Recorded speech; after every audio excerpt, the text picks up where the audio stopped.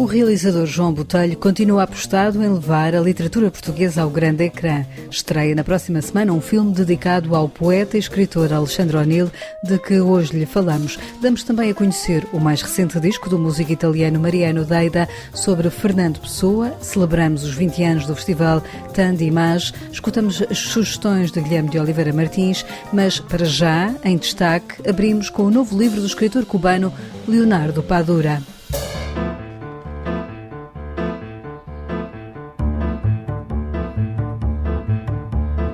Como poeira ao vento é o novo romance do escritor cubano Leonardo Padura. Neste livro conta-se a história de um grupo de amigos, do exílio, dos que ficaram no país e da amizade que os une. Em entrevista ao Ensaio Geral, Leonardo Padura fala deste livro que reflete também a história contemporânea de Cuba, a história da sua geração e ainda da situação atual que se vive no seu país depois de uma pandemia, de Donald Trump e dos protestos do verão passado. Na passagem por Lisboa, onde participou no Festival 5L e apresentou o seu livro, Leonardo Padura conversou com a jornalista Manuela Pires. Este romance, com mais de 600 páginas, conta a história de um grupo de amigos que, afinal de contas, a história de uma geração, a geração de Leonardo Padura, que quando chega aos 30 anos vê o futuro desaparecer. É uma história do exílio. Quase todos saem do país por razões pessoais, profissionais, sentimentais, económicas, nenhum por motivos políticos, embora tudo seja por razões políticas. A história deste grupo de pessoas que han mantenido uma relação de cercanía. A história deste grupo de pessoas que mantiveram uma relação muito próxima. Todos andaram na universidade, são médicos, engenheiros, e esse processo da diáspora desta geração, ou da permanência em Cuba de outros amigos, é parte da história contemporânea de Cuba. Esta é a história da minha geração. A partir do momento em que Cuba atravessa uma grande crise económica no início dos anos 90, desapareceu a União Soviética e o dinheiro soviético. E desapareceu o país virtual em que vivíamos e começamos a viver num país real. E desapareceu aquele país virtual em que vivíamos e começamos a viver em um país real. Leonardo Padura, que decidiu continuar a viver em Cuba, diz que este acaba por ser um livro sobre a história contemporânea de Cuba e em Cuba tudo é política.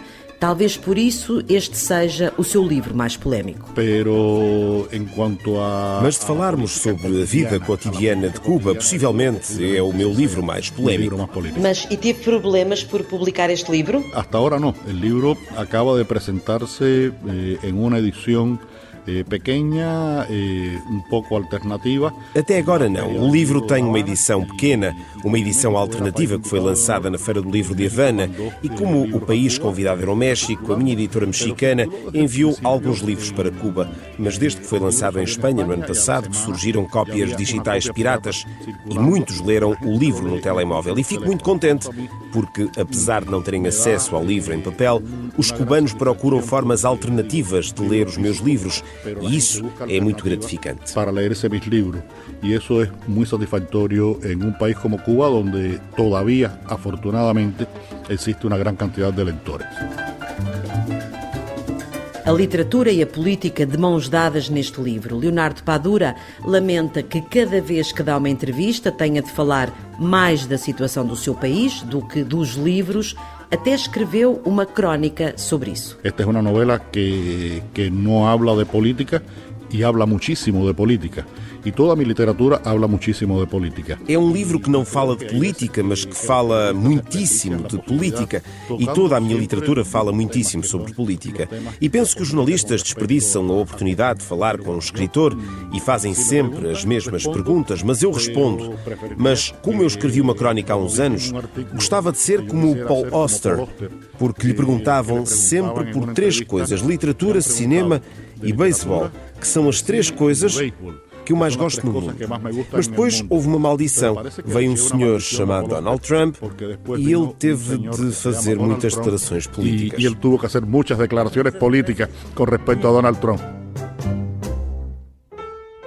Donald Trump, que voltou a fechar as portas que Obama abriu. As remessas de dinheiro diminuíram, o que afetou muitas famílias cubanas.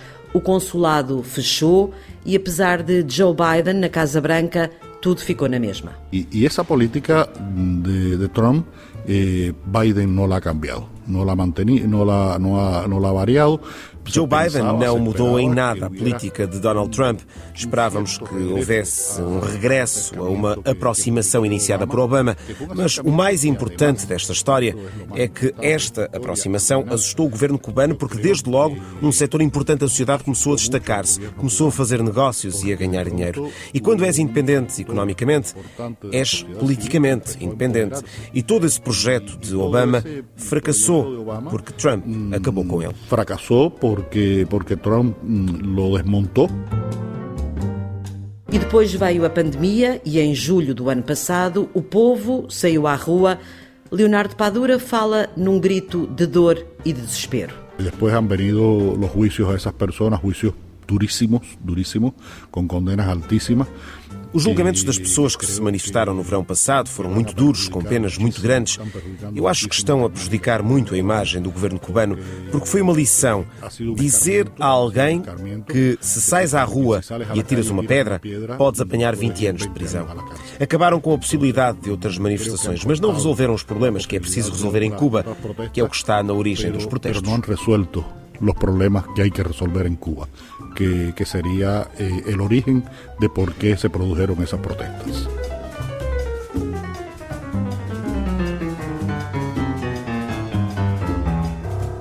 Depois de Lisboa, Leonardo Padura vai na próxima semana à Espanha, antes de regressar à Havana para fazer a revisão do livro que acabou de escrever com o seu detetive Mário Conde.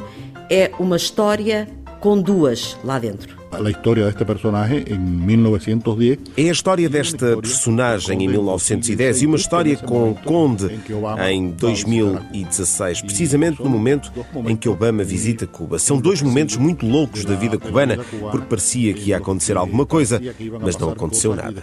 É um romance que, através de dois caminhos diferentes, com personagens muito diferentes, conta a história dessa Cuba que não acaba nunca e que nunca chega onde pensamos que pode chegar. Aonde pensamos que pode chegar. Mas ainda antes desse livro com o detetive Mário Conde, saiu esta semana Como Poeira ao Vento, o romance editado pela Porta Editora. Pode ler esta entrevista da Manuela Pires a Leonardo Padura na íntegra no site da Renascença.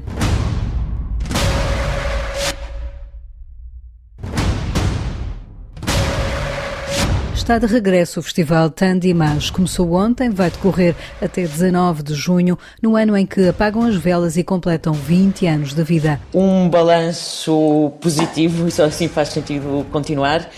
E trata-se de um festival que, de facto, já passou por variadíssimas fases, mas que tem provado ter, como se diz agora, resiliência, até porque é o último sobrevivente de uma rede de parceiros internacionais, continuando a existir atualmente apenas em Lisboa. Mariana Brandão, do Tandimage, abre o cartaz e diz-lhe o que pode ver. São 6 peças, 4 das quais em estreia absoluta. Pode visitar a instalação já inaugurada na Appleton, um trabalho de João Bento intitulado De Gelo Diamante em Bruto. Depois de 19 a 22, os Silly Season apresentam em estreia absoluta uma nova peça no Teatro Meridional, intitulada Documentário. A Leonor Cabral apresenta a 26 e 27 de maio na Black Box do CCB a sua nova peça chamada Ciclone. Depois Isadora Alves, em 2 parques de Lisboa, do Vale do Silêncio e no Alvito, apresenta uma performance, isto nos dias 27 e 28 de maio, que se chama Mas Onde Está a Espada? A seguir, num espaço mais convencionado e muito dinâmico, que é o Teatro do Bairro Alto, Jena Tiam, Catarina Rolo Salgueiro e Surma avançam com a peça Para Acabar com o Julgamento de Deus, isto entre 3 e 5 de junho, e este primeiro momento do Tandimage encerra com um trabalho do Pedro Batista, intitulado Ânima, e que será apresentado 16 a 19 de junho no CAL, Primeiros Sintomas. Depois, o Festival Tandimage regressa para um segundo momento no final de outubro, início de novembro. Oh Portugal, se fosses só 3 sílabas de plástico que era mais barato. Chega às salas de cinema na próxima quinta-feira um filme em forma de assim. É a nova longa-metragem do realizador João Botelho sobre o poeta e escritor Alexandre O'Neill. Rodado em plena pandemia, todo em estúdio, o filme conta com a participação especial dos atores Luís Lima Barreto, Carmen Santos e Rita Blanco. É assumidamente um musical, marcado pela poesia e as palavras de O'Neill, filmado como se fosse um grande sonho. Depois de já ter feito filmes com base nos livros de Agostina Bessa Luís, José Saramago, Essa de Queiroz ou Fernando Pessoa, ao ensaio geral João Botelho reconhece e explica este seu empenho em trazer para o ecrã a literatura portuguesa. Eu gosto muito de uma frase do Pessoa, naquele texto que ele elogia o Padre António Vieira, que diz que é um grande da língua portuguesa, do barroco, e diz que chora quando ouve aqueles textos, e tem lá nesse texto tem uma frase maravilhosa que é: a minha pátria é a língua portuguesa. E o Lourenço, o Eduardo, dizia que era a melhor invenção dos portugueses depois das descobertas. Mas gosto desta ideia de: sou português, vivo em Portugal, eu não sei fazer uma comédia francesa, não sei fazer filmes portugueses. E acho que há textos, acho que há uma arredia neste momento, há grandes coisas na literatura portuguesa e que estão esquecidos, que as pessoas acho que não ligam muito. E hoje é cada vez mais, por causa dos iPhones e por causa desta treta da rapidez, da velocidade. Mas, por exemplo, vais ao cinema ver um filme com os miúdos e eles olham mais já para o iPhone que para o ecrã. Quer dizer, é uma coisa muito estranha. E eu acho que é preciso que as pessoas devem voltar a ler. Eu gosto muito também de uma frase do Séneca para o discípulo, que é: Lúcio lê que a leitura aumenta a inteligência. Ou seja, a leitura é uma coisa essencial para a aprendizagem dos comportamentos e depois é uma coisa livre. O cinema é mais redutor. Eu escolho a cara da Maria Eduarda ou os dois O'Neills, ou a investigadora Maria Antónia, escolho e pronto, e é mais redutor. Mas pode ser uma introdução para a leitura. O cinema como porta de entrada para os livros, neste caso de Alexandre O'Neill, autor que morreu em 1986, que foi também publicitário. A desempenhar o papel do poeta no filme de Botelho estão Pedro Lacerda e Cláudio da Silva, dois atores que encarnam Alexandre O'Neill numa espécie de duplo e que se surpreenderam ao descobrir mais sobre o poeta. Eu conhecia muito pouca coisa. Tinha até uma espécie de uma relação difícil com os seus poemas, da maneira como ele escreve. Há sempre aquele exercício típico que acontece com os atores, que é apreender uma linguagem de um poeta. Isso é uma espécie de uma preparação que é precisa ser feita. É muito engraçado porque ao princípio é como se fosse um muro difícil de escalar e depois no final passa a ser a tua linguagem, pelo menos enquanto te dedicares àquilo. Eu lembro-me que algumas coisas que lia ficava muito surpreendido, como é que havia uma pessoa que nos tirava, que nos rastejava quando estávamos a ler a poesia. E depois fui descobrindo coisas, porque toda o Alexandre O'Neill como documentarista de programas da RTP, o Alexandre O'Neill enquanto letrista de fados maravilhosos que toda a gente conhece, o Amar e Mar, a ir a voltar, que eu lembro-me em criança ver aquilo e dizer: isto é de um poeta, e eu ficava mesmo uau, quer dizer, então há aqui uma coisa institucional feita por um poeta, ficava ao mesmo tempo publicitário, ao mesmo tempo poeta e boémio. E funcionário. Este é um filme rodado com planos contínuos, um grande desafio para atores como Inês Castelo Branco, que ao ensaio geral explicou que personagem representa. Uma mulher francesa que dizem ter sido assim a grande paixão do Alexandre. Eles até dizem que o Adeus Português foi escrito para ela. Ela depois teve com ele algum tempo e foi-se embora. É uma personagem que tenta mostrar um bocadinho da forma como olhavam para os portugueses. Ela acha a graça a tudo e especial graça ao Alexandre. Quase que simboliza a mulher mais importante das muitas que ele teve. O que é que significou para ti também rodar este filme no contexto em que ele foi rodado, numa altura em que, enfim, tudo estava parado, estávamos todos em casa? O que é que representou para ti isto? Sabes que a pandemia, de todas as recordações que eu tenho do filme, é a última que me aparece.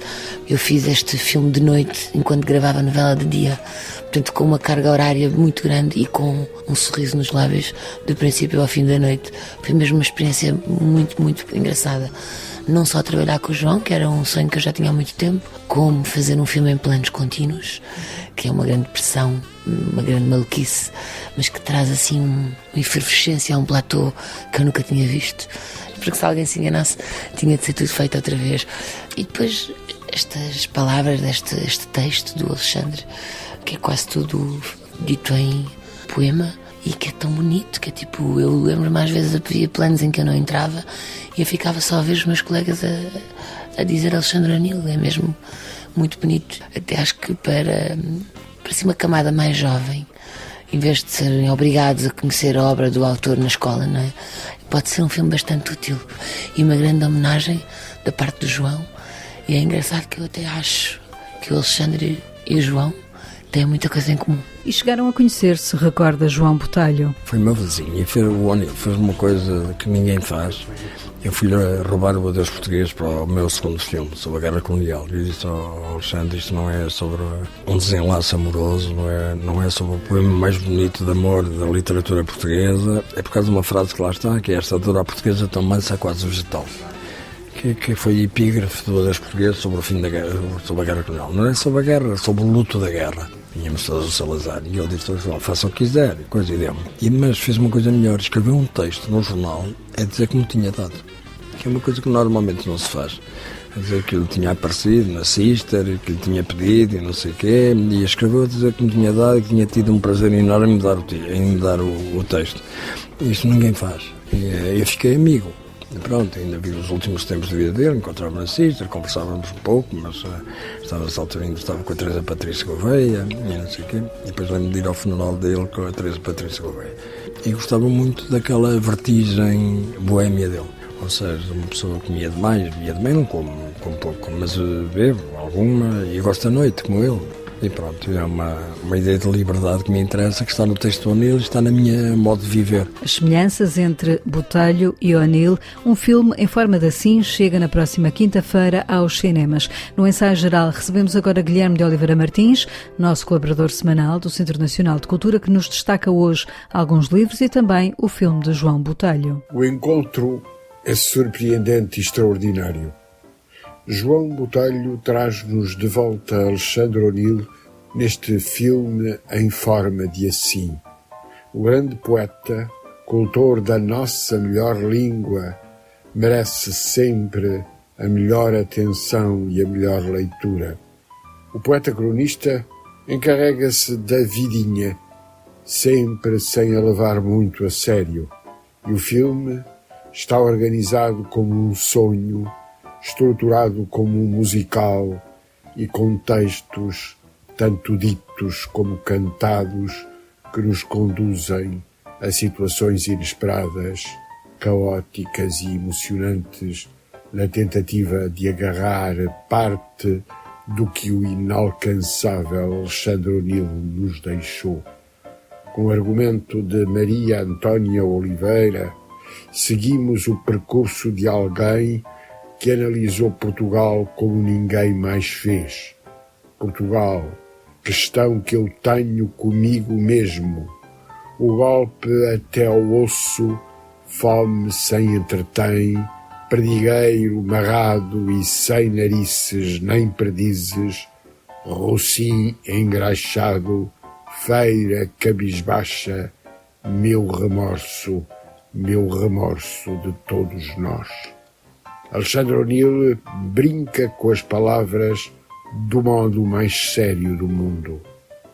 O que vou deixando escrito, ora me desgosta, enjoa até, ora me encanta. Acontece certamente o mesmo aos outros poetas, tenham estatuto ou não, mas comigo talvez essa oscilação se dê com mais frequência.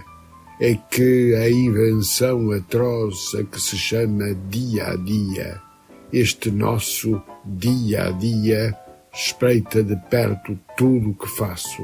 É o preço que tenho pago por conjurar, pelo menos nas duas formas mais gordas e clássicas. O'Neill, poeta cronista, cultor maior da língua portuguesa, viveu em contacto com a literatura e com a criatividade dos seus mais notáveis contemporâneos. E o meu conselho de leitura começa por ser o de Maria António Oliveira Alexandre O'Neill, uma biografia literária na Dom Quixote, mas também ir até Ruben A., na Torre da Barbela, que os livros do Brasil publicaram e que foi uma obra revista pelo próprio O'Neill. E quando recordamos o poeta, o cronista, não podemos esquecer António Tabucchi, um dos grandes romancistas europeus do nosso tempo, grande amigo de O'Neill, de quem hoje invocamos memória. E aconselhamos 3 dos livros que ultimamente foram publicados de Tabucchi pela Dom Quixote. A Cabeça Perdida de Damasceno Monteiro está a fazer-se cada vez mais tarde e O Fio do Horizonte. Uma imaginação inesgotável de um escritor italiano que se encontrou com a literatura portuguesa.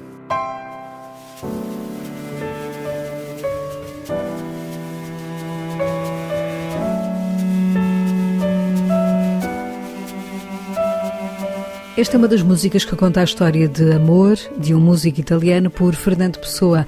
Mariano Deida lançou o disco Fausto, onde presta homenagem à escrita de Pessoa, que entre 1908 e 1933 trabalhou na sua versão da lenda alemã, escrevendo dezenas de textos. Pegando nesta matéria literária, Mariano Deida voltou à obra de Pessoa. Eu já fiz 6 discos sobre os versos do grande poeta. O Fausto faltava na minha vida, porque penso que o Fausto de Fernando Pessoa seja um livro muito importante para a vida humana, porque este livro pode mudar completamente o pensamento na maneira de viver. Fausto aconteceu antes dos heterónimos de Pessoa e continuou depois deles. Em entrevista ao Ensaio Geral, Mariano Deida explica porque sente que o poeta ajudou na escrita da música que criou. Pessoa já na prefação do livro já dá uma pequena ideia de como poder pôr a música. É incrível, mas já a pessoa pensou isso. Me ajudou muito. Mas a coisa mais importante deste livro é a capacidade de Fernando Pessoa de pensar ao valor da vida, porque este livro é uma luta entre a inteligência e a vida. No final obviamente ganha a vida. Neste livro a vida é a coisa mais importante. Ao ouvinte atento encontrará situações musicais de Mozart, Schubert, Shostakovich ou António Pinho Vargas num disco em que conta com a colaboração de Camané, do Coro Polifónico do Teatro Nacional de São Carlos de Lisboa. Eu não podia fazer um disco como este sem a participação do coro, porque no livro de Fernando Pessoa está um coro que diz coisas e depois um coro polifônico exalta alguns momentos muito dramáticos da escritura de Fernando Pessoa. Esta história de amor musical nasceu também incentivada pelo escritor italiano António Tabucchi. É uma história de amor muito longe,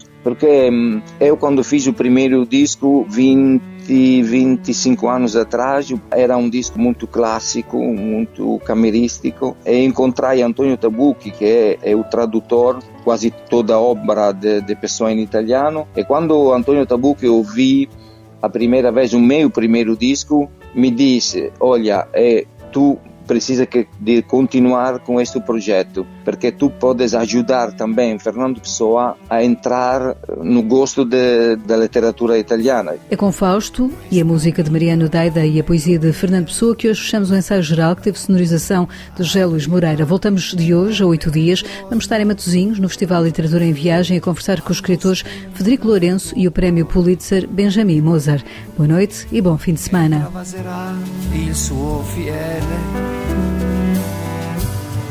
Antico e mite come un fiore profumato, e l'illusione ritornerà.